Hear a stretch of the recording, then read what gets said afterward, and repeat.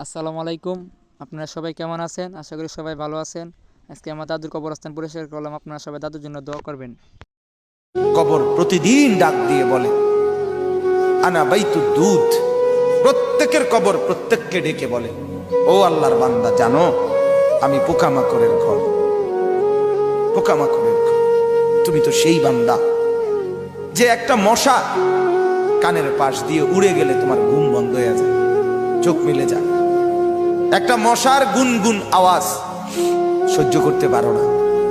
একবার কয়েল, একবার অ্যারোসোল, একবার মশারি, এরপরেও তুমি চাও যে একটা মশাও যেন আমার কানের কাছে গুনগুন না করে।